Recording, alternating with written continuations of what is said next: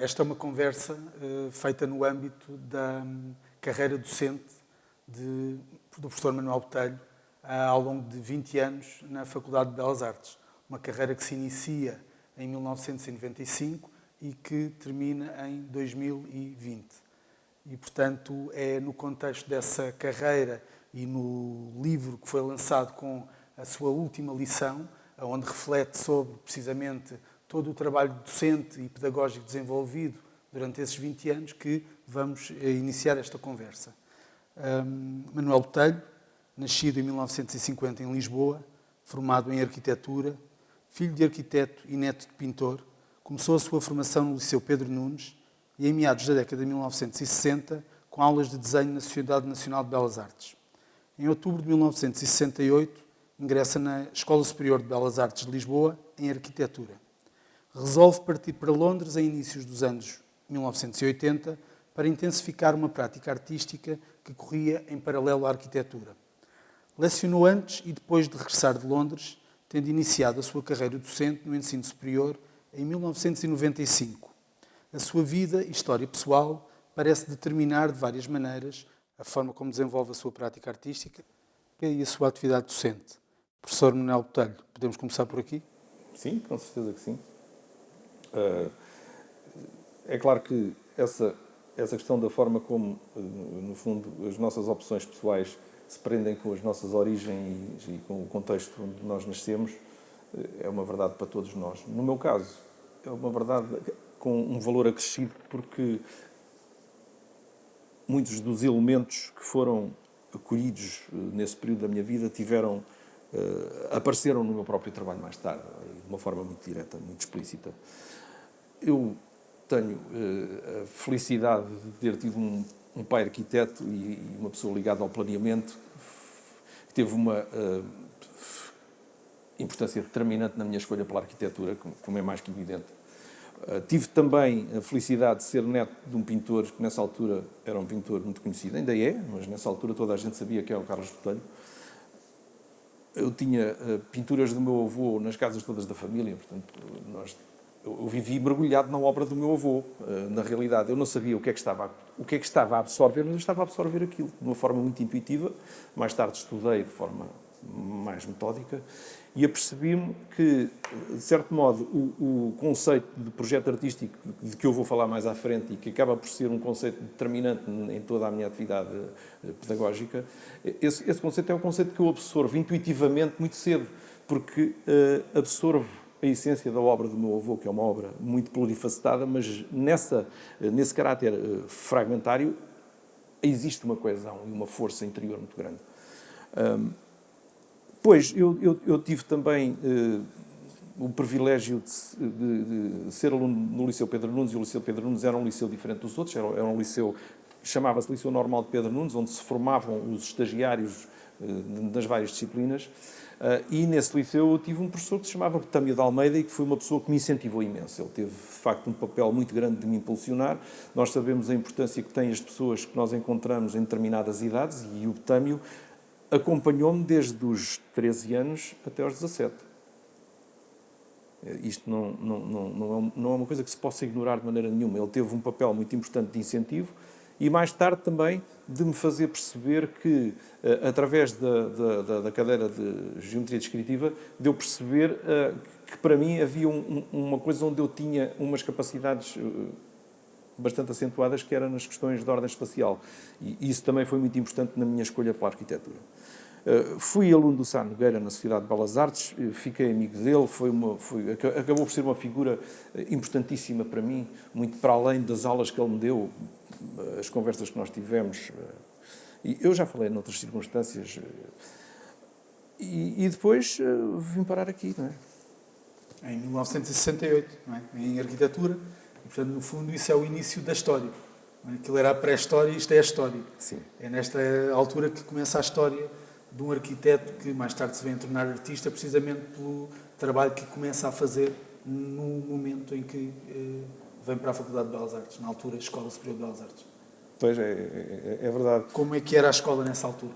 Bom, eu entrei aqui em 1968, portanto, em outubro de 68, isto Era uma escola muito pequenina. Hoje em dia isto tem milhares de pessoas a trabalhar aqui, alunos, e é uma loucura. Licenciaturas que nunca mais acabam. Nessa altura isto era uma coisa muito caseira, muito pequenina. E eu entrei como aluno de arquitetura. Mesmo assim, houve uma coisa curiosa, é que no meu ano, não sei por que raio de carga d'água, de repente o curso tinha, o número de alunos de arquitetura tinha quase quadriplicado. O meu irmão tinha 2 anos mais velho que eu, o grupo de alunos de arquitetura do ano dele eram 20. E o meu, 2 anos depois, éramos 90. Portanto, o que é que acontece? Acontece que eu entrei aqui num momento de crise já, porque o nosso professor do primeiro ano, se não estou em erro, era o Frederico Jorge, que é uma pessoa interessantíssima, não tinha 20 alunos, tinha 90. E com 90 alunos, a mesma estrutura pedagógica não funciona. Portanto, o meu curso acabou por ser todo marcado por essa disfunção.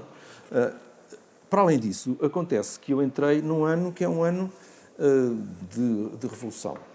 Tinha acontecido o Maio de 68, tinha havido aquelas grandes manifestações contra a guerra do Vietnã e pelos direitos de igualdade nos Estados Unidos da América. Portanto, foi um ano muito turbulento.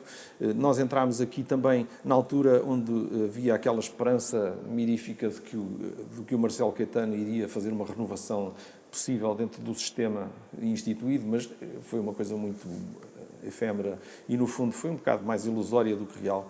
Mas eu entrei aqui nessas circunstâncias de turbulência até e o que é que acontece? Entrámos em greve porque aconteceu qualquer coisa num técnico, com a associação do técnico. Não interessa, não tem importância nenhuma. O que importa é que eu entrei em outubro e nós, em meados de novembro, estávamos em greve.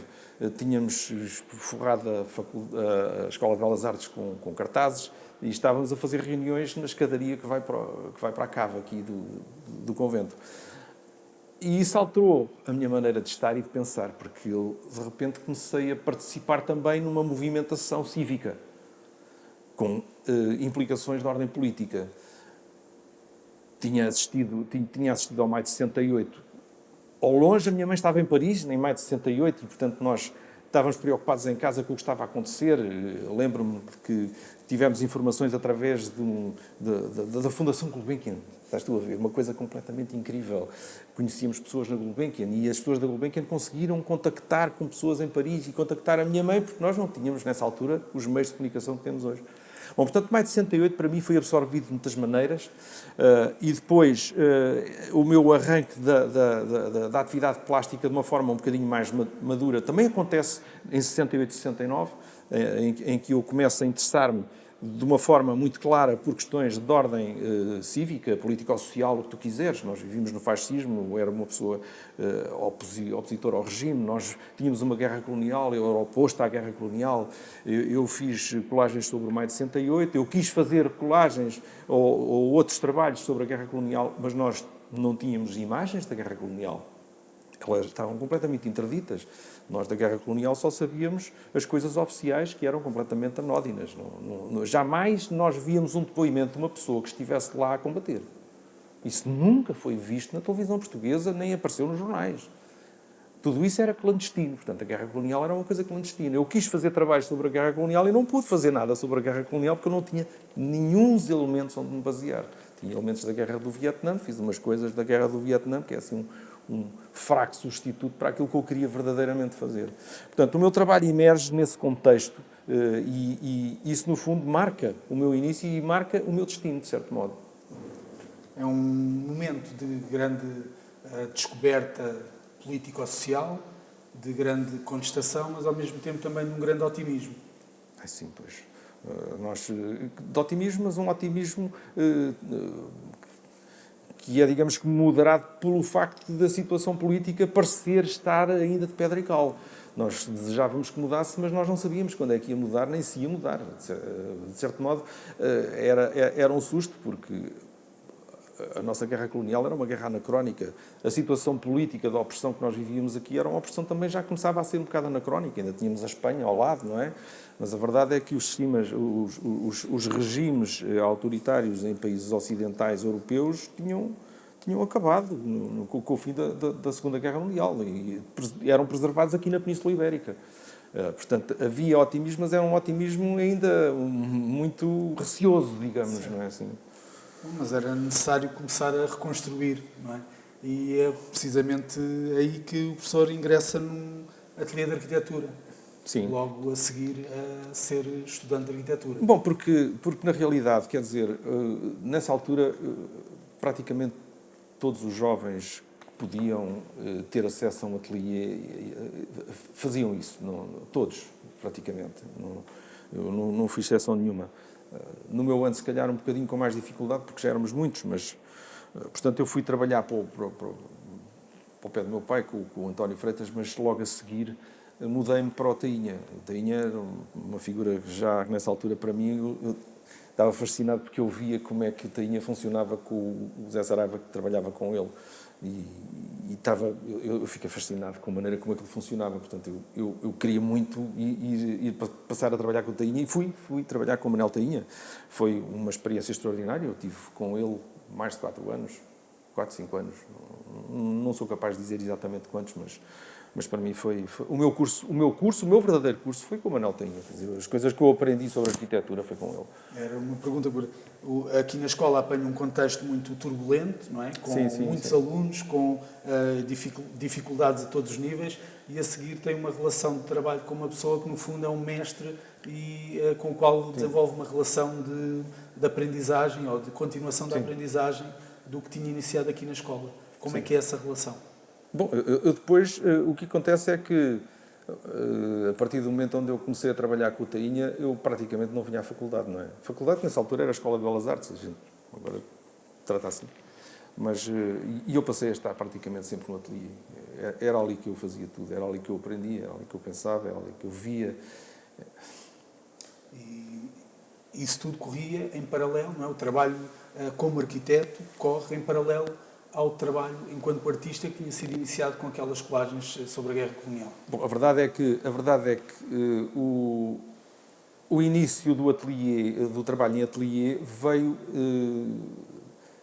veio substituir, de certo modo, o ímpeto que eu tinha a fazer esses trabalhos de características plásticas. Portanto, de certo modo, toda a minha obra plástica ficou suspensa quando eu comecei a dedicar-me 100% à arquitetura. Praticamente 100%. Portanto, a atividade plástica ficou reduzida a uma coisa muito mais simbólica. E depois nós tivemos o 25 de Abril. Eu vivi o 25 de Abril no ateliê do Tainha, portanto, uma das coisas também lindas foi esse período incrível. E depois do 25 de Abril as coisas na minha cabeça andavam numa grande turbulência e a atividade plástica ficou muito condicionada por opções muito tacanhas, de certo modo, que eu nessa altura estava condenado a fazer, porque se calhar o destino era esse. Mas a minha atividade plástica ficou muito condicionada e durante muitos anos esteve condicionada. Portanto, eu só acabei por verdadeiramente iniciar uma coisa séria no momento em que vai para Londres, não é? Para desbloquear, um desbloqueador, no fundo. Mas completamente, quer dizer, 1983 para mim é o ano da minha grande revolução pessoal.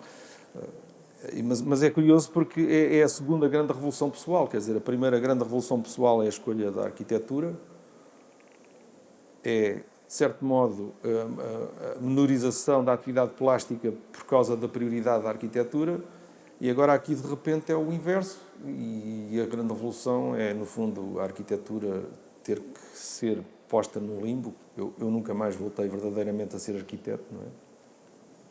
E a emergência da atividade plástica como o grande sonho da minha infância e da minha juventude, que se concretiza com essa ida para Londres. A ida para Londres vira à minha cabeça, vira à minha vida, vira o meu destino todo, não é? Já nos tinha dito que o Sá Nogueira foi um dos culpados por essa sem dúvida escolha, que sim, não é? Sem dúvida que sim. E o que é que acontece quando vai para Londres? O que é que começa a acontecer a partir daí? Bom, a partir daí as coisas todas mudam todas, porque eu passo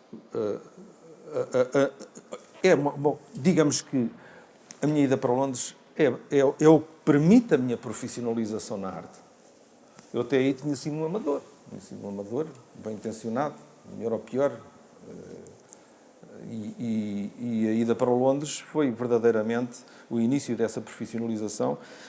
Eu fui primeiro para uma escola pequenina, mas nessa escola pequenina, que é a Byam Shaw School of Art, era uma escola privada, hoje em dia já não é, faz parte já da universidade, mas nessa altura não era, era uma escola pequenina privada.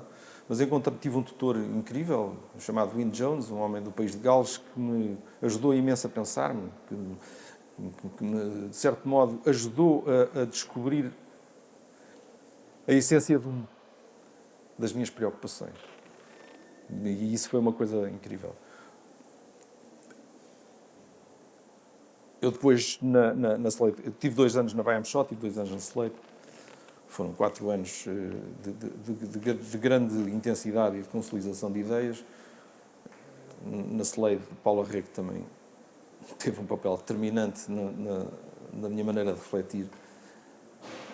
Eu, no fundo, a coisa se calhar mais determinante de todas foi a descoberta de mim próprio. Isso foi a coisa mais importante de todas. E tanto um como o outro tiveram uma importância enorme nessa... Ajudaram-me brutalmente. Portanto, eu percebi que e eu já sabia isso também de experiências anteriores, não é? Mas isto aqui tornou-se claríssimo de que as pessoas que estão a acompanhar o nosso processo de pensamento artístico podem ser importantíssimas na maneira como nós evoluímos e na velocidade a que nós evoluímos. Portanto, e isto associado ao sistema de ensino inglês, que o sistema de ensino inglês é um sistema muito diferente daquele que nós temos aqui. Eu, quando fui para lá, não tinha aulas de pintura. Isso era uma coisa que não me passava pela cabeça de ninguém. Eles davam-me um espaço de trabalho e era ali que a minha vida passava a centrar-se no espaço de trabalho. Portanto, eu aprendi a vida no estúdio em Londres. Eu tinha um espaço de trabalho e as pessoas vinham falar comigo. Era este o sistema. E era este o sistema que eu depois interiorizei como uma possibilidade de aplicação dentro da Faculdade de Belas Artes, onde isso também já acontecia, mas de uma forma que não era tão radical, como é evidente. Em Inglaterra era isto, radical. E, portanto, isso para mim foi essencial na descoberta de quem é que eu era como artista, na importância de descobrir uma espécie de essência projetual na minha vida como artista e em paralelo a isso, ao sistema de ensino que se baseia nos tutoriais. Portanto, essas duas coisas são a essência, no fundo, de tudo o que aconteceu depois. Mas, no fundo, vai para lá para se profissionalizar enquanto artista, mas sem saber também se vai profissionalizar enquanto professor. Sim. No fundo, é uma a atividade docente e pedagógica que começa ali, Exatamente. com essa consciência. Absolutamente. Eu lembro-me de assistir aos...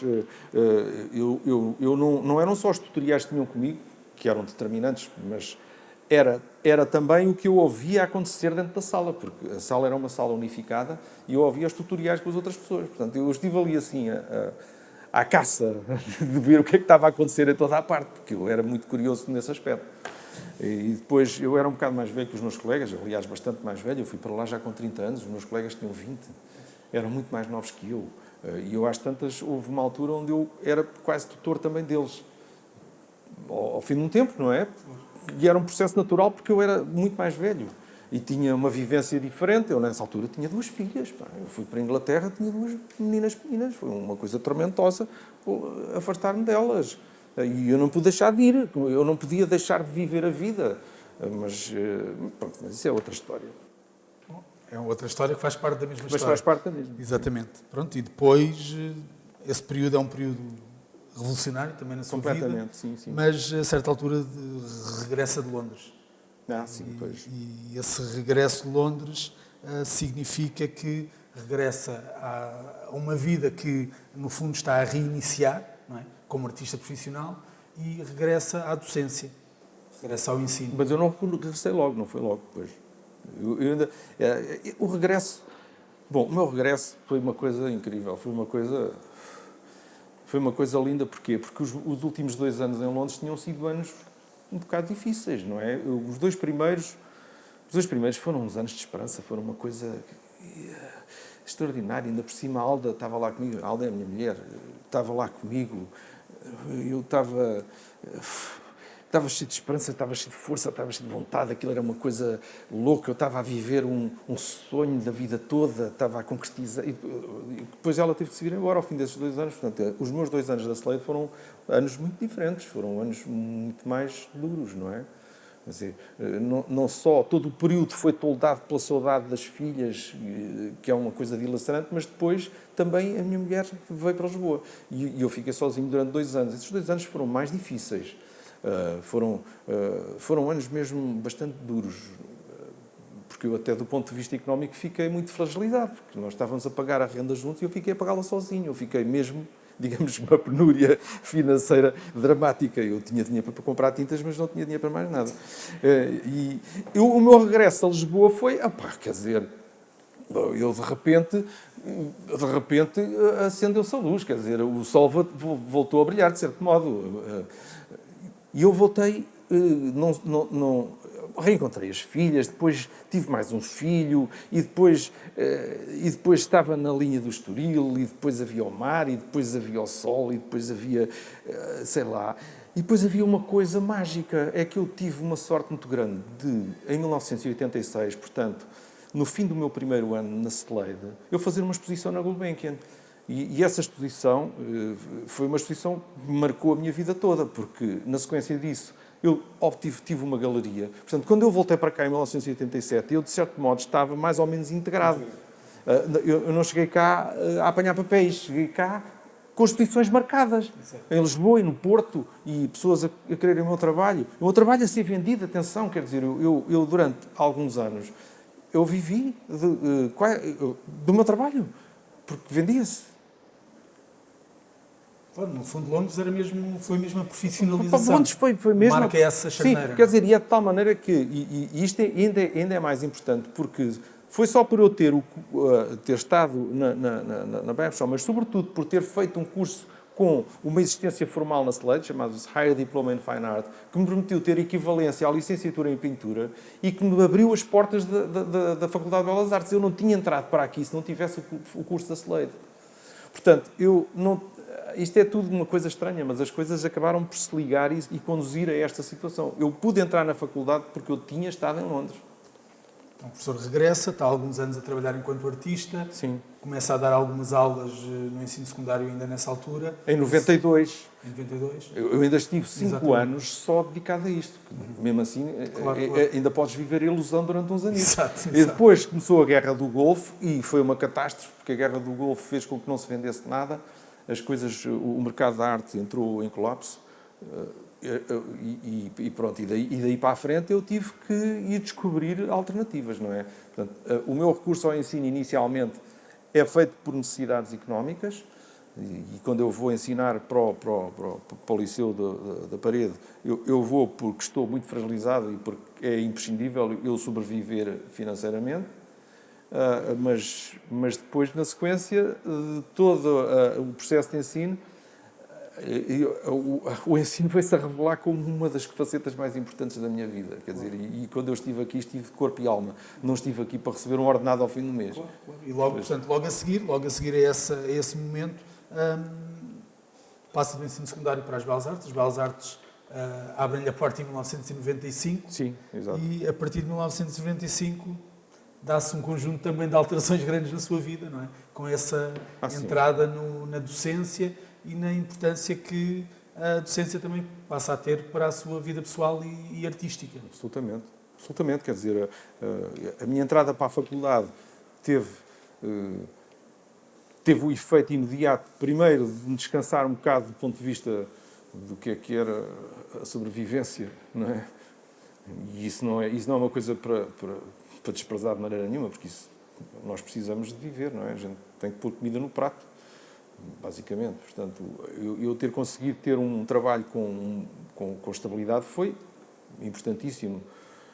Mas, para além disso, e isso é que é uma coisa que eu depois, a gente na altura nem se apercebe, mas eu retrospectivamente percebo que o contacto com alunos de elite, isto parece uma coisa ridícula de estar a dizer isto, mas a verdade é um bocado essa, quer dizer, os alunos que aparecem aqui na Faculdade de Belas Artes são alunos, normalmente, com qualidades muito elevadas.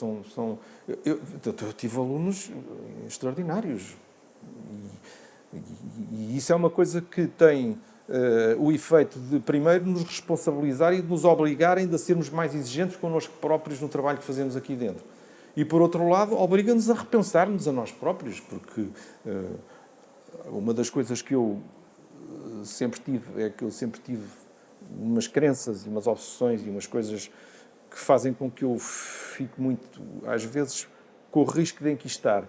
E de certo modo, eu não podia nunca mais enquistar depois de estar aqui dentro. Isso estava-me absolutamente interdito. Eu tive que me abrir completamente e deliberadamente. E isso alterou também a minha postura dentro da arte. A propósito, então, vou ler aqui um pequeno texto, porque tem exatamente a ver com isso, com essa questão da abertura individual para coisas que são exteriores a nós. Portanto, temos um bocadinho, então, no seu trabalho artístico. Numa carta aos seus colegas professores do curso de pintura da Faculdade de Belas Artes, em 2002, refere que, na época que seguiu ao 25 de Abril, vivia dividido entre a figuração dos terrores pessoais e o dever político de servir uma causa. E utiliza os termos autoanálise, introspeção e confrontação para qualificar a sua prática artística da década de 80. Quando observamos o seu trabalho ao longo de décadas, desde os desenhos e das pinturas dos anos 80 e 90, até ao trabalho fotográfico, vídeo, instalativo e performativo, iniciado por volta de 2007, estas ideias parecem estar sempre presentes, não é? Estas ideias de análise individual, embora haja sempre uma grande ancoragem na estrutura que nós chamamos de real, não é? Aquilo que está aberto em proximidade. Há essa qualidade de autoconhecimento e autoobservação, sempre de mãos dadas com o reconhecimento individual, moral, político, coletivo, social das circunstâncias históricas. Parece ser uma determinante no seu trabalho, sempre, mas se calhar aí, a partir daí, de uma forma ainda mais intensa. E talvez essa carta aos seus colegas tenha esse fundamento também, não? De pensar essa relação e essa proximidade entre a prática artística e a pedagogia da arte. Pois, é isso. Aqui, nisto que tu disseste, identificam-se duas coisas. Uma é essa alteração de... Por um lado, a linha de continuidade. Portanto, o facto de haver uma série de coisas que percorrem a obra toda e que percorrem estes tempos todos, embora de forma muito diferente, nos momentos e noutros. Os paradoxos do período que se seguiu ao 25 de Abril são muito particulares. É uma situação muito, muito especial, não é? Não sou que é arquiteto e que está a fazer uma obra plástica anacrónica porque está-se a obrigar a fazer qualquer coisa que não é seu. E depois a descoberta de si próprio com a ida para Londres. Todas essas coisas de que tu falas, autoconhecimento, autoobservação, reconhecimento individual, a questão identitária, quer dizer, como é que... Essa questão identitária depois é absolutamente determinante, e eu percebo isso em Londres, como é que essa questão identitária é tão determinante. E é tão determinante para mim como é tão determinante no ensino que eu pratico com os alunos, porque o ensino que eu pratico com os alunos depois passa a ser todo pontuado por essa descoberta da identidade. É isso que eu acabo por fazer com os alunos, é descobrir o que é essa identidade, o que é que podem ser as linhas de força, as suas preocupações, a essência daquilo que estão a fazer. É disso que nós andamos à procura sempre. Nós sabemos que nada disto é fixo, nada disto é uma verdade absoluta e terminal, porque nós estamos sempre a mudar, os alunos também estão sempre a mudar, nós somos assim como uma espécie de matéria plástica, mas que tem uma essência. E uma das essências dessa matéria plástica é essa própria mudança. É estar inscrito no processo a mudança. Essa mudança, mas essa mudança não é uma mudança de negação de nós, é uma mudança de nós sermos isto e sermos diferentes. E os alunos também. E isso é uma coisa que, se calhar, como tu dizes, aí assim as contaminações entre aquilo que é a minha forma de pensar a minha obra e a minha forma de trabalhar com os alunos é absolutamente coincidente. Claro. E isso notou-se ao longo do tempo que o professor foi professor cá na faculdade, porque os alunos identificaram-se sempre com a sua postura pedagógica, mas também com a forma como desenrolava o seu trabalho e fazia o seu trabalho desenvolver-se a par e passo aquilo que era o seu tempo e os problemas do seu tempo. Isso é uma coisa que foi sempre importante para os alunos. Como é que foram esses primeiros anos da FBAL, os primeiros anos do ensino? Chega-se ao ensino superior e, de repente, está-se perante uma realidade diferente daquela realidade que, em termos pedagógicos, era a realidade do ensino secundário, Claro. mas que também era diferente da realidade que tínhamos no ensino em Portugal, porque o professor vem do ensino, nessa altura do ensino, como acabou de dizer, completamente diferente, em que lhe dão um ateliê e fazem tutorias nesse ateliê. Portanto, uma relação muito diferente daquilo que é a prática artística com aquilo que era a pedagogia que até àquela altura era seguida na Escola de Belas Artes. Bom, eu de certo modo achei extraordinário, mas eu consegui chegar aqui e não senti ruptura nenhuma. O primeiro ano eu, nessa altura, dei aulas no primeiro e no segundo ano. No primeiro ano, a cadeira chamava-se APD, Introdução às Artes Plásticas e Design. Tinha os alunos todos da faculdade, todos os alunos passavam por aquela cadeira. Nós, nessa altura, tínhamos 2 grupos já separados. Tínhamos os alunos que iam para pintura e escultura e os alunos que iam para design. Mas a verdade é que havia essa unidade as pessoas estavam todas ali juntas, não é? E eu acho que isso era uma coisa bastante interessante. O segundo ano era só artes plásticas, eu era o professor dos alunos que depois seguiam para a pintura e os que seguiam para a escultura. O primeiro ano era um ano necessariamente de transição do ensino secundário, portanto era pontuado por exercícios e esses exercícios tinham determinados objetivos. Para mim foi uma coisa interessante e eu fiz um esforço muito grande para me autodisciplinar e nesse aspecto foi também muito importante eu estar no primeiro ano, mas eu no primeiro ano nunca me senti completamente confortável. Em compensação, no segundo deixaram-me trabalhar à vontade. Quer dizer, eu no segundo ano pude, apesar de estar em Lisboa, estar a fazer um ensino que não era muito diferente do ensino que eu tinha tido em Inglaterra. A diferença maior era que os alunos não tinham o tempo todo para estar no ateliê. Mas, de resto, eu trabalhava com eles com uma liberdade enorme. O programa era um programa muito aberto, muito abrangente e que me permitia fazer o que eu quisesse. Os alunos tinham também uma liberdade muito grande porque ninguém lhes dizia para fazerem concretamente uma coisa ou outra, davam-lhes um desafio, obrigavam-nos, ou pediam-lhes, solicitavam-nos que inventassem um referente, podia ser um conceito, podia ser uma palavra, uma coisa qualquer que lhes viesse à cabeça e que era assim uma espécie só de rastilho que despoltava depois todo o processo subsequente. Mas na realidade não havia depois, para além dessa divisão em tempos, em tempos em que primeiro acontece aquilo que eles chamavam estruturas, depois morfologia e dinâmica, eram palavras que eu achava na altura um bocado rebuscadas e se calhar assim, um bocado pretenciosas, mas não eram. Na realidade a intenção era tudo menos isso, era uma coisa muito, muito simples e muito pragmática e que me permitiu estar a trabalhar à vontade. E depois os professores históricos que estavam aqui assim há muitos anos a fazer essa cadeira e de quem eu fiquei amigo, eu acho que reformaram-se os dois. E em 98 eu fiz um trabalho que acabou por ser a fundação de toda a minha atividade pedagógica dentro da faculdade, que foi uma espécie de revisão do programa que eles tinham feito. Porque eu achei que aquilo, na essência, a essência daquilo que eles estavam a pensar era... Eu estava absolutamente entrosado. Depois, do ponto de vista da forma de traduzir isso na prática, havia algumas coisas que eu achava que podiam ser ajustadas à minha maneira de trabalhar. Portanto, eu fiz um documento e esse documento foi um documento fundador de tudo o que eu fiz depois na faculdade, em 98. Chamava-se Elementos de Apoio ao Programa. Eu era assistente estagiário, portanto, eu não tinha a regência da cadeira, não tinha autoridade para coisa nenhuma. Estava apenas a pensar a cadeira e até a pensar o que é que nós estávamos ali a fazer e a descobrir como é que é a maneira mais eficaz de fazer com que os alunos evoluam e se pensem em si próprios. Isso era ainda da cadeira do segundo ano, de Artes Plásticas. Isto era a cadeira de Artes Plásticas. Exatamente. Sim. E que isso foi, no fundo, introdutório àquilo que o professor depois começou a fazer também na cadeira do terceiro ano, da qual foi responsável durante quase sempre. Pois, isto foi fundador, porque na realidade é aquela coisa, quer dizer... Eu às vezes as pessoas perguntam, mas afinal tu és professor de quê? Eu digo, eu sou professor da licenciatura em pintura. Mas as pessoas da licenciatura em pintura não pintam só, pintam também. Porque a arte já não se divide dessa maneira. Já não está metida em gavetas. Hoje em dia os alunos fazem tudo, estejam em que licenciatura estiverem. Isso é assim, portanto...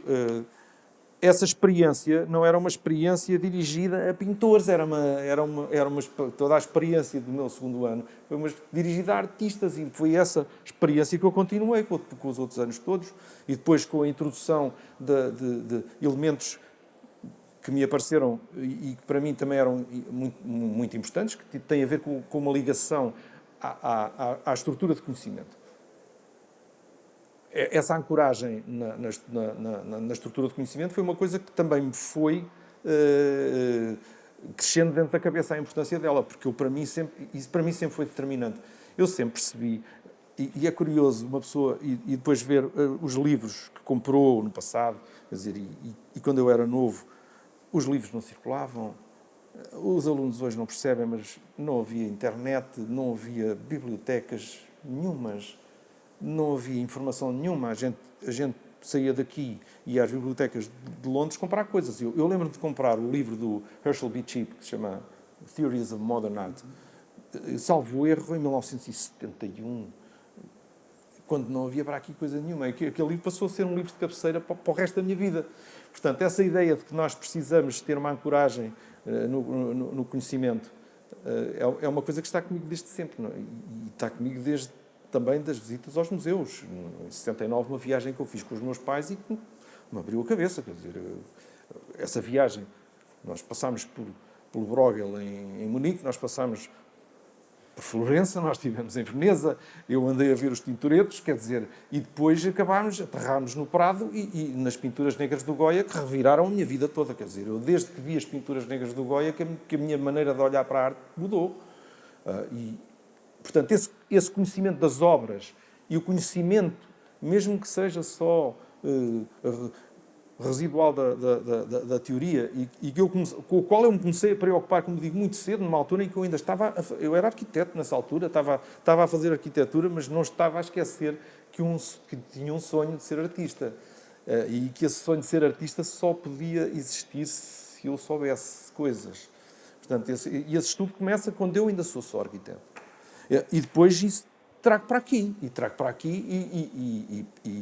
eu passo, quando nós propomos aos alunos que eles reflitam de uma forma contemporânea sobre categorias tradicionais da arte, nós andamos a fazer a ponte entre o que são as naturezas mortas do Chardin e o que pode ser uma reflexão sobre os objetos que nós temos em cima da mesa, não é?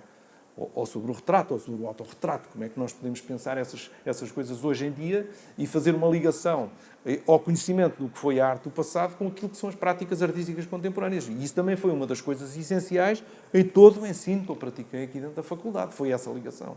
Essa ligação umbilical e absolutamente imprescindível. Portanto, conhecimento e risco. Porque depois, no trabalho de ateliê, nós temos que ser capazes de fazer qualquer coisa que está para além disso. Portanto, nós não estamos apenas a utilizar o conhecimento, nós estamos a ter que, às vezes, pô-lo em espera, quase. Como se nós tivéssemos que suspender o conhecimento para podermos assumir determinados riscos dentro da nossa obra. Não sei se me estou a fazer entender. Isto é... Bom. No início dos anos 2000, no início do século, começou um debate interno dentro da FEBAL sobre a revisão curricular que levaria à integração no processo de Bolonha, e o que é que isso trouxe à forma de pensar o ensino e de que forma é que foram pensadas as alterações que vinham em sequência dessa forma de pensar o ensino que já estava a ser maturada há alguns anos. Além disso, isso coincide com um período em que o professor inicia investigação para um doutoramento. Pois, foi de facto, isso foi tudo no início dos anos 2000. Foi um momento de reflexão muito incrível, porque eu tinha que fazer um doutoramento, portanto, agora em termos formais, nós temos que fazer um doutoramento. Eu tinha entrado como assistente estagiário, tinha feito provas de aptidão pedagógica e capacidade científica e tinha passado a ser assistente, e agora tinha que fazer um doutoramento para passar a ser professor, portanto, era obrigatório, eu não tinha alternativa. E essa imposição de eu ter que fazer um doutoramento foi uma coisa que me caiu de uma forma um pouco estranha na vida, porque eu não sabia como é que havia de resolver o problema. Eu percebi, primeiro, uma coisa, é que eu não podia fazer um doutoramento teórico só. porque a minha prática artística era essencial e eu não ia desvalorizar a prática artística, dizer assim, sim, não, a prática artística é uma coisa menor e o doutoramento é uma coisa teórica. Não, impossível. Portanto, o meu doutoramento tinha que ter a minha prática artística. Não podia de maneira nenhuma excluir a prática artística. E foi o primeiro doutoramento teórico-prático feito aqui dentro da área da pintura, pelo menos. Não sei se aconteceu noutras áreas, mas penso que não. Na pintura foi mesmo o primeiro teórico-prático, porque eu fiz absolutamente questão de fazer isso. Mas eu fiquei perplexo, sem saber como é que havia de resolver aquilo, porque a verdade é que eu nunca tinha pensado de uma forma estruturada a questão de fazer um projeto. Aliás, a minha prática artística, que sempre foi uma prática artística que eu costumo classificar de orgânica, porque não é uma coisa premeditada, é uma coisa que cresce comigo e que cresce com as ideias e não é, nesse sentido, aquela forma programática de pensar as coisas que a arte conceptual trouxe também e que intensificou, que é de tu preveres uma coisa e depois a executas. Eu nunca fiz isso. O meu trabalho foi sempre crescendo assim de uma forma orgânica, como os bichos, como nós mudamos, e uma coisa sempre flexível, sempre mudando. E como é que se faz um projeto credível, quando a nossa obra é uma coisa assim tão estranha? Porque eu ia ter também que falar sobre o meu trabalho, não é? Não era só fazer o trabalho, era falar sobre o meu trabalho também. Depois também fiz uma opção de estudar a obra do Philip Guston, mas a verdade é que, independentemente disso e do facto da minha tese ter também essa vertente sobre o Philip Guston, que foi importantíssima, mas da qual eu não vou falar hoje, vou falar só no sentido em que, de certo modo, a reflexão sobre o Philip Guston foi uma espécie de forma de falar de mim de outra forma, sem estar eu. Eu não estou, mas estou. Mas eu tive de fazer esse projeto de doutoramento e, quando eu tive de fazer esse projeto de doutoramento, eu acabei por fazer uma coisa que foi extremamente útil, que foi eu tive que confrontar a essência do que é que eu ando a fazer.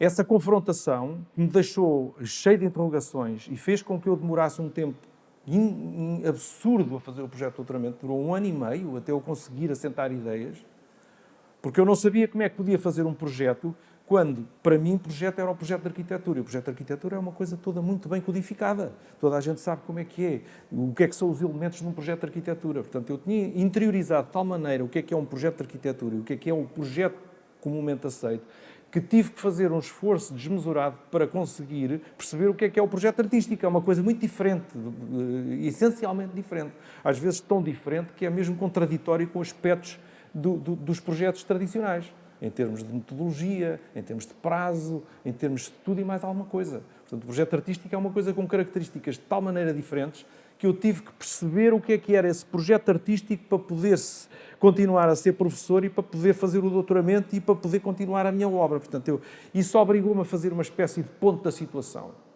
E a pôr no papel e a pôr na minha mente o que é que, afinal de contas, eu andava a fazer, não só na minha prática artística, mas no meu ensino.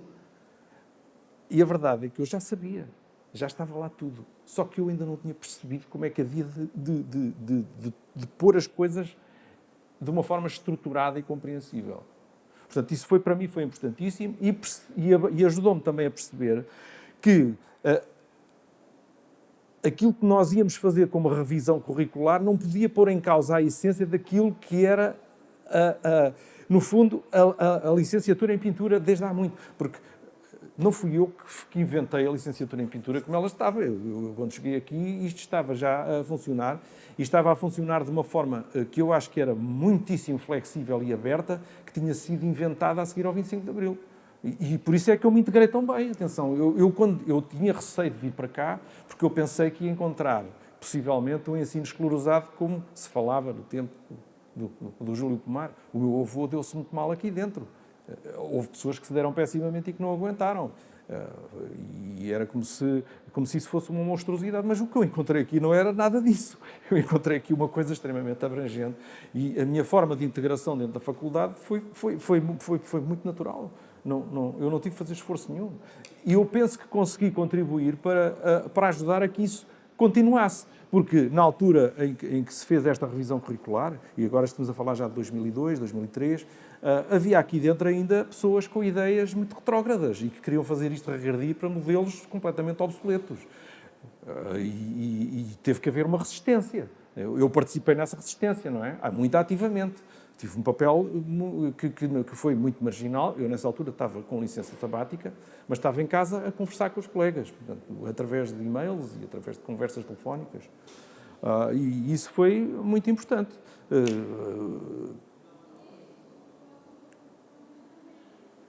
Acho que conseguimos que a essência daquilo que nós fazíamos não fosse destruída.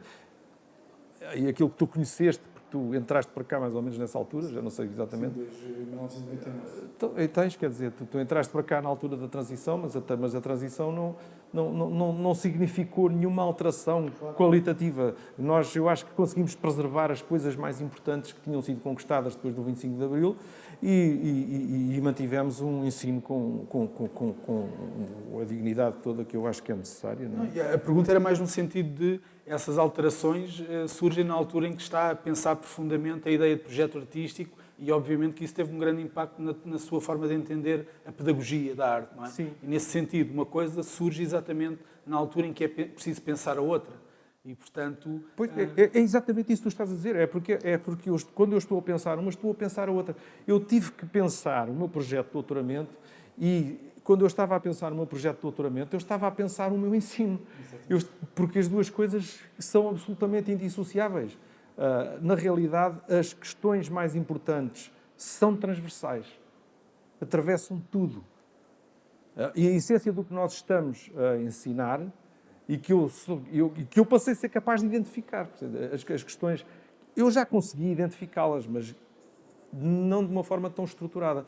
Eu, de certo modo, quando escrevo o livro, e eu escrevo aquele livro porque as ideias ficaram muito mais clarificadas na minha cabeça à medida que eu fui amadurecendo todo este pensamento. O livro, Ateliês e Tutoriais. Exatamente.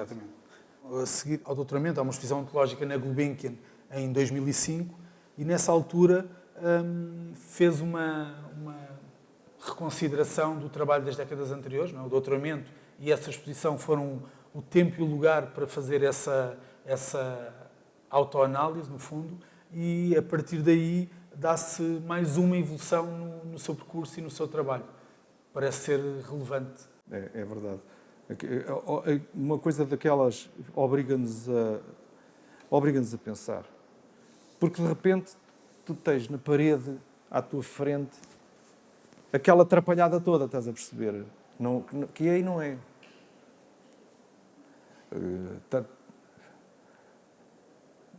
Não podes deixar de ver tudo simultâneo. Passa a estar fisicamente tudo simultâneo. E não é como as páginas de um livro, em que tu viras as páginas. Ali não. Ali é como se, de repente, estivesse tudo simultâneo. Na parede, visível, para toda a gente ver. E tu começas a ver as fragilidades e começas a detectar as coisas onde faz sentido e aquelas onde tu estás a fazer coisas que se calhar já não te levam para lado nenhum e estás a tentar perceber como é que mudaste e porque é que escolheste outra coisa e fizeste bem, fizeste mal, onde é que estão os potenciais futuros. Isto é uma coisa que é um bocado perturbante, não é? Eu calculo que para mim foi de facto bastante perturbante e também tem a ver com a idade, não é? Porque isso é uma coisa que acontece aos 55 anos. Nós estamos no meio da vida, ainda estamos com energia, mas temos que olhar, temos que reconsiderar, temos que ver. Não sei, olha. Depois começaram a assombrar-me a cabeça coisas que do passado, quer dizer, estranhas. Eu não sei explicar porquê, mas isto são aquelas coisas que acontecem à gente. Eu comecei a pensar novamente nas questões da guerra colonial. É evidente que não tinha razão nenhuma para pensar como tinha pensado nos anos 60 e 70, porque já não havia colónias, já não havia guerra colonial, mas havia sequelas, quer dizer, e eu era uma espécie de aquele sortudo que não chegou a fazer a guerra. Eu não cheguei a fazer a guerra por um triz, atenção, porque O 25 de Abril aconteceu no ano em que eu ia ser mobilizado, provavelmente. Eu acabava o curso em 74 e a partir daí era mobilizado imediatamente. O 25 de Abril impediu que isso acontecesse. Portanto, foi uma espécie de milagre, mas eu vivia aterrorizado com a hipótese de ir para a guerra colonial toda a minha infância, toda a minha juventude. Porque sou muito obsessivo com estas coisas, não é? E eu sei lá, pronto, de repente tu estás a reintroduzir uma questão que estava esquecida, eu estava saudavelmente esquecida, porque uma das coisas da memória e que faz parte da memória é o direito a esquecer, mas às vezes não é possível. E o que aconteceu foi que aquilo tudo voltou para dentro de mim. Aquela questão voltou para dentro de mim de uma forma diferente, como te digo, já não com a ambição de fazer uma revolução política, porque essa já não era precisa, não era necessária, os países eram autónomos, mas havia uma dimensão humana que não estava resolvida, porque essa nunca estará resolvida, não é? As sequelas de uma coisa daquelas, enquanto as pessoas estiverem vivas, não desaparecem. As pessoas continuam com... as pessoas que ficaram sem uma perna, a perna não voltou a crescer. O medo que eu tive durante toda a minha infância não se apaga. São coisas que não se apagam, ficam para sempre connosco. E uma das coisas que aconteceu foi que todo o país enfiou debaixo do tapete uma questão crucial que foi a vivência de 15 anos de guerra colonial. Como se aquilo fosse uma coisa indesejada que as pessoas não quisessem, que jamais tivesse existido. Até alguém escreveu uma coisa que eu achei muito linda, que é que as pessoas desejavam que a guerra desacontecesse, que não é possível desacontecer uma coisa daquelas. Portanto, eu quando confrontei novamente esta hipótese de vir a abordar este tipo de questões, e eu tinha que abordar de outra forma, eu tinha que fazer uma coisa diferente. Eu percebi que a pintura não era o veículo certo, porque eu precisava de dizer outras coisas, eu precisava de dizer de outra maneira, e eu tive que ir comprar uma máquina fotográfica. E, de certo modo, tudo isto se associou para fazer uma alteração também no meu trabalho. E essa alteração depois é uma alteração parcial, porque eu, nos trabalhos que se seguem, não só faço coisas que são efetivamente muito diferentes, mas faço coisas que são nitidamente um prolongamento de tudo que eu andava a fazer. Finalmente tem as ferramentas necessárias para fazer o trabalho que não tinha feito há 30 anos. Eu não era possível eu fazer nada disto há 30 anos, há 40, aliás. Não era possível, eu não podia, não havia... Para já, eu não podia fazer nada sobre a guerra colonial, porque, como te digo, era proibido, não havia imagem nenhuma que te servisse para nada. Tu sabias que havia pessoas a morrer, mas não havia fotografias de nenhum morto, não havia fotografias de nenhum dilacerado, de uma pessoa que ficou com a perna amputada. Eles escondiam as pessoas traumatizadas da guerra nos hospitais como se fossem uma espécie como se passassem à clandestinidade. As pessoas estropiadas passavam à clandestinidade, ninguém queria olhar para eles. Nem o país queria confrontar coisa nenhuma. Bom, e pronto. E tudo isto fez com que, mais uma vez, se tenha desencadeado um processo de transformação e renovação dentro da minha obra. Portanto, que faz com que eu prolongue coisas que vêm de trás e faz com que eu tente descobrir novas. E obrigou-me também a usar meios diferentes, porque há coisas que não se dizem com pintura. Eu sempre disse aos meus alunos uma coisa que eu acho que é essencial que eles percebam, porque muitos alunos que vinham para o curso de pintura achavam que podiam, através da pintura, dizer tudo. Eu sempre lhes disse, tu sabes que há coisas que não são pintáveis. Não é pintável, certo? Há coisas que não se podem pintar porque a pintura não é o veículo. Porque se a pintura fizesse tudo, tu não precisavas de literatura, não precisavas de cinema, não precisavas de vídeo, não é? Se a pintura fizesse tudo, para que é que tu precisavas do resto? Não, a pintura não consegue fazer tudo, a pintura tem o seu campo, tem as suas potencialidades e é uma coisa extraordinária e eu sou pintor estruturalmente e é uma coisa que está na minha massa, é uma espécie, no meu ADN tem a pintura inscrita, não é? Mas eu não sou só isso, eu sou muitas outras coisas, portanto há umas coisas se calhar que eu preciso dizer e a pintura não consegue dizê-las. Eu precisava de outros meios, por e simplesmente, e tive que me renovar novamente, quer dizer, portanto, não sei, agora estou com 71 anos e sei lá o que é que vai acontecer amanhã. Mas esse parece ser um dos grandes momentos em termos do entendimento da pedagogia que o professor trouxe, que é, não só pensou o seu trabalho e reconsiderou o seu trabalho, como fez uma coisa, se calhar inadvertidamente, que tem a ver com uma coisa que me tinha dito em privado que tinha acontecido consigo e com a Paula Rego, de não ser só pedagógico aquilo que diz diretamente aos alunos, mas através do exemplo, daquilo que ele é.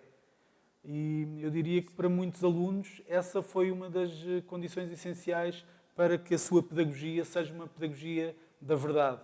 Não é? O seu trabalho artístico incorpora esse elemento de reconsideração que muitas vezes fala nas suas tutorias com os alunos e de introdução dessa ancoragem na tradição da pintura, nessa ADN da pintura, mas também da necessidade de ultrapassar muitas vezes e de nos libertarmos dessa condição para que no ateliê haja uma atitude de risco e de experimentação. E isso parece-me que foi a continuidade dada pelo que o doutoramento trouxe para a forma como olhou para renovadamente para o seu trabalho e a exposição da Gulbenkian. Tu estás a colocar aí uma questão que eu agora vou pegar nela porque acho que, de facto, e estás a dizer que aquilo que os professores são é determinante para aquilo que os alunos assimilam. E eu concordo inteiramente com isso. Sempre achei isso. E tu estás a evocar o exemplo da Paula Rego e eu expliquei-te isso, quer dizer, eu senti isso com ela muito. Eu encontrava-a muitas vezes. Ela era tutora visitante da Slade e ia lá de 15 em 15 dias. Portanto, durante 2 anos encontrei a Paula Rego pelo menos uma vez por mês. Muitas vezes 2 vezes. Eu encontrei muitas vezes. Portanto, eu já conhecia o trabalho dela antes e tinha uma admiração enorme. Eu comecei a ver o trabalho dela em Londres, eu já tinha visto cá, mas em Londres comecei a ver logo mal cheguei, porque eram as exposições na Edward Tota, das Vivian Girls, que eu achava divertidíssimo. E quando eu conheci a Paula Rego, foi mais tarde, portanto já foi no final de 85 e 86, numa altura em que o marido dela estava em fase terminal, ele tinha esclerose múltipla e foi uma coisa dramática, e a Paula estava a fazer umas pinturas que expôs nessa altura também, que se chamava Girl and Dog, que era uma menina a dar de comer a um cão que não queria, que virava a cara e tal. E ela explicou-me que aquilo, no fundo, era um bocado aquilo que ela estava a viver em casa, não é? E eu já tinha percebido que havia, no caso da Paula Rego, uma espécie de cruzamento e aproximação brutal entre a vida dela e o trabalho dela, e ela sempre o explicou a toda a gente. Portanto, não há nada de misterioso nisto. E eu percebi que comigo era muito parecido. Eu tinha uma profunda identificação com uma série de aspectos cruciais da atitude criativa da Paula Rego. Portanto, a Paula Rego foi para mim, foi uma espécie de exemplo crucial naquele tempo em que eu lá estive. Antes dela ser minha professora e mesmo depois, e sobretudo depois. Mas eu costumo dizer que o que eu aprendi com ela foi mais com quem ela é do que o que ela me disse propriamente, porque nós falávamos das exposições, falávamos disto, falávamos daquilo. E é isso que tu me estás a dizer, quer dizer, aquilo que o professor é, na sua essência, é se calhar aquilo que é mais importante naquilo que é transmitido ao aluno. Mas repara que isto é verdade para a educação toda. E eu sempre tive a convicção de que nós temos os filhos, eles nascem, são pequeninos, são minúsculos, são uma coisa insignificante. São umas coisinhas que a gente pega ao colo e o que é que a gente faz com aquilo, como é que a gente trata um bichinho tão pequenino. E é mais importante aquilo que nós fazemos do que os discursos que nós dizemos. A maneira como nós procedemos com os filhos, a maneira como nós os acarinhamos ou não, porque há quem não os acarinhe, é mais importante do que aquilo que os discursos que as pessoas fazem. Há pessoas que acham que ensinar são os discursos que fazem às crianças, mas não são os discursos que fazem às crianças que são mais importantes. Os miúdos têm um radar enorme, eles apanham tudo, eles apanham a essência do que é o pai, eles apanham o dia em que está mal disposto e o dia em que está contente, e eles captam aquilo tudo, eles interiorizam aquilo tudo das formas às vezes mais perturbantes mesmo, e às vezes é um bocadinho assustador, porque nós estamos a fazer coisas e não queríamos fazer, e não queríamos que eles sentissem isso. Portanto, mas isso é verdade de toda a educação, já viste. Às vezes não é aquilo que dizem as palavras, mas é aquilo que dizem as atitudes que transmitem ao outro. Quer dizer, e no caso dos professores, e mesmo numa fase de maturação como esta, eu sinto muitas vezes que a essência da pessoa, por exemplo, eu agora sou aluno, a pessoa que está à minha frente, a essência daquela pessoa, a quem aquela pessoa é, como é que no fundo ela procede e como é que isso depois é traduzido por palavras, às vezes é mais importante do que verdadeiramente as palavras que se dizem. Não, mas isso é interessante porque a sua postura nos tutoriais sempre foi essa, de uma grande abertura de conversa e tentativa de entendimento do outro, não é? Até de desindividuação, de pensar o lugar do aluno com o aluno, a partir do lugar do aluno. E isso leva-me, se calhar, aqui a uma pergunta que nos pode ajudar a encerrar esta conversa, que é uma conversa que podia durar dias, não é? Os seus tutoriais sempre foram uma parte determinante do ensino artístico, da forma como concebe o ensino artístico, mas da forma como concebeu o ensino nas cadeiras de pintura. Mas chegamos a uma altura em que a amplitude espaço-temporal do ateliê é alterada pelo irrompimento da pandemia de Covid-19 e da necessidade de irmos trabalhar com os alunos para casa, à distância. Portanto, ao trabalho habitual de um professor que está com os alunos num ateliê durante um determinado período de tempo, num espaço, num determinado período de tempo, passa a haver uma espécie de equivalência não muito equivalente, feita a partir de casa, em espaços completamente diferentes, a pensar em diferido às vezes, ou em direto, mas com um enorme afastamento. De que forma é que se alterou essa relação entre aluno e professor, aluno de arte, futuro artista, e professor que normalmente trabalha de uma forma integrada no contexto do lugar da prática artística, e de que forma é que isso permite pensar a importância do trabalho de um ateliê e de um professor de arte no contexto dos ateliês? Bom, quer dizer, as implicações dessas questões que tu me estás a colocar são enormes e eu não vou poder ficar aqui agora a falar durante uma hora, porque isso no fundo, é uma coisa tão importante e tão essencial. Eu acho que o trabalho dentro do estúdio é fundamental. Uma escola de arte sem estúdios não é uma escola de arte. Mesmo que os alunos só estejam a fazer trabalho em suportes digitais. Um espaço dentro da faculdade para o aluno ter as suas coisas e ter aquilo que eu costumo dizer, as suas preciosidades e o seu lixo, porque o nosso ateliê tem que ter isso tudo, tem que ter as coisas mais importantes e tem que ter aquelas coisas que às vezes parecem dejetos e não são elementos com os quais nós trabalhamos. E esse espaço de trabalho, que dentro do sistema de ensino é um espaço coletivo, é um espaço de interação, é um espaço de intercâmbio, é um espaço de vivência coletiva. Essa vivência coletiva do espaço do ateliê, dentro de um ensino artístico a sério, é fundamental. Eu não vejo que seja possível fazer ensino artístico à distância. Acho isso um contrassenso.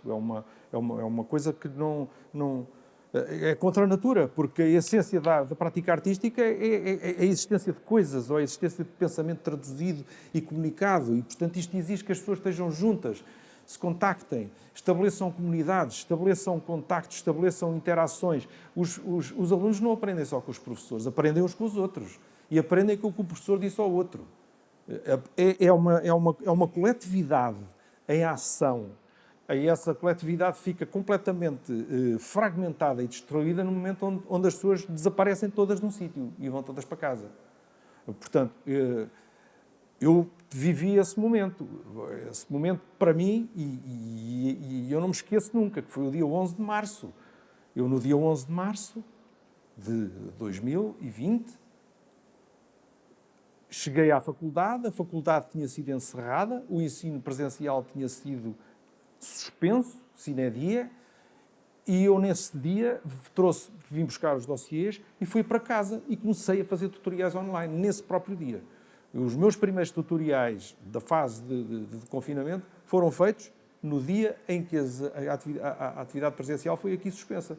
E eu comecei logo a falar com eles. Portanto, e depois foi um processo simultaneamente muito estranho e muito empolgante, porque é claro que nós ficámos todos numa situação de grande instabilidade psicológica, eu também, os alunos, toda a gente. Eu senti que só tinha uma maneira de continuar a trabalhar, que era dedicar-me ainda mais. Portanto, eu passei a só ser professor. Eu já não fiz mais nada se não ser professor. Eu era professor todo o tempo. Não havia tempo para mais nada. Havia tempo para comer. Eu estava fechado em casa. E os alunos estavam numa carência absoluta. Porque eles estavam fechados em casa. Estavam numa situação, muitos deles em situações dramáticas, mas muito periclitantes mesmo. Portanto, eu passei a dedicar-me a 100% ao ensino. Quer dizer, isso teve um efeito incrível. Quer dizer, porque os meus tutoriais, que eram tutoriais que tinham que ser realisticamente estruturados para eu poder falar com os alunos todos, eu passei a continuar a ter que falar com os alunos todos, só que eu, em vez de estar com eles meia hora, estava com eles 1h30, às vezes. Eu cheguei a fazer tutoriais de 2 horas. As pessoas perguntam, mas o que é que vocês falam durante 2 horas? Pois não faltavam coisas para falar. E não faltavam coisas para pensar, porque um tutorial não é só falar. Um tutorial é pensar. Portanto, e nós precisamos de tempo para pensar. E o que acontece é que nós passámos a ter mais tempo para pensar. E eu passei a ter mais tempo para pensar no que é que ia dizer antes do tutorial. Portanto, aquilo fez com que os tutoriais, e ainda por cima, deslocou-se o tutorial de um sítio físico para um sítio que não tem geometria, não é? E isso foi uma coisa que aproximou dos alunos de uma forma desmesurada, porque muitos estavam no quarto de dormir. Eu estava na minha cave, com os livros, com os papéis, com as minhas coisas, os meus pensamentos. E de repente é como se nós ficássemos perto, mas perto. Já não há nenhuma faculdade pelo meio, não há pessoas a entrar na sala, não há perturbações, sou eu com aquela pessoa. Quer dizer, aquilo passou a ser de uma intensidade incrível. Eu não sei, mas eu acredito que não fui só eu que senti isto, porque aconteceu uma coisa mágica. Eu marcava os tutoriais para uma certa hora e os alunos é que tinham que me ligar pelo Skype. E tu queres acreditar que era raríssimo o aluno que se atrasava mais do que 5 minutos. À hora marcada, eles estavam a tocar o computador. Portanto, aquilo não foi uma coisa que eu tenha feito. Eu percebi, só por isto, que, de certo modo, o modelo que eu inventei era um modelo adequado, porque eles responderam com a sua atitude. E eles estavam, no momento, a ligar-me. Eles não estavam a fazer isso porque, de certeza, a contragosto, porque eles não precisavam. Eles podiam ir fazer jogos de computador se quisessem. E não, estavam naquele instante, era ao minuto. Havia miúdos que era ao minuto que nos estavam a ligar. Isto é incrível, quer dizer, é evidente que uma coisa destas, quando tu começas a sentir que tens recepção da parte do outro, e tu já não consegues fazer mais nada.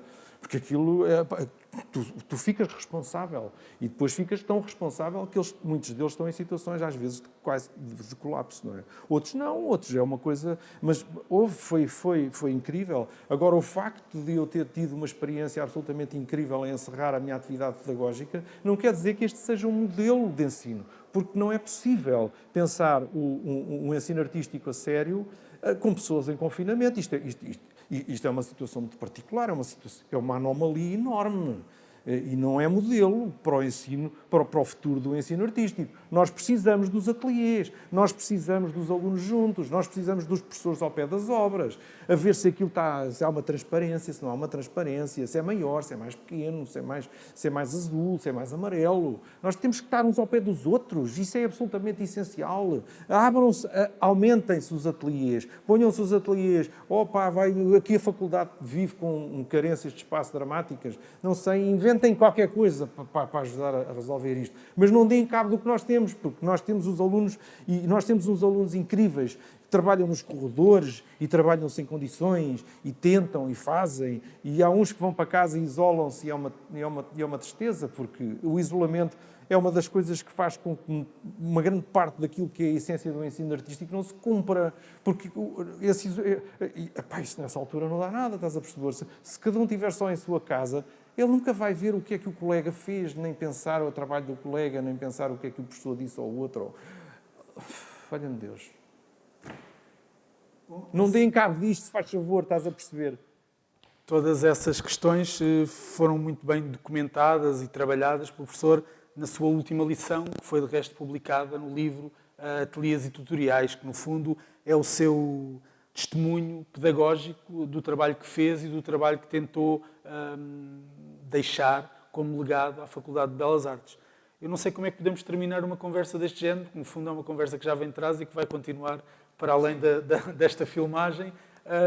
Passo a palavra ao professor. Então, olha, eu vou terminar de uma forma muito simples. Eu vou ler aqui um fragmento de um desses tutoriais que eu estava a falar. Com um aluno que estava numa crise horrível porque há vários meses que ele não saía sequer de casa. Ele estava aterrorizado porque tinha os avós tinham vindo para a casa dele porque um deles tinha cancro. Portanto, ele sabia que se apanhasse Covid, que os avós morriam. E ele vivia num terror completo e não saía de casa por isso simplesmente há vários meses. E isto é uma coisa que é de enlouquecer completamente. Estava a passar uma crise muitíssimo dramática e nós tivemos... Isto é um bocadinho só de um livro que eu escrevi. E este é só para concluir. E a nossa conversa foi assim. E eu disse-lhe: gestos simples, podes desviar sem negar. Podes mudar sem deixares de ser tu. Se o segredo não estiver num sítio, estará seguramente noutro. Não deixes de procurar. E se acendesse a luz? E ele responde: primeiro eu tenho que sentir essa luz. E eu respondi-lhe: se acenderes fora de ti, será mais fácil ela acender-se dentro. Vai fazer um portfólio a 100%. Reflete, registra, explica o essencial. Usa esta oportunidade para impulsionares um foco de luz sobre ti próprio. Luz amarela, azul, violeta, todos os matizes, todas as radiações, todas as sombras negras e coloridas. Um mar de cor. Obrigado. Obrigado, João.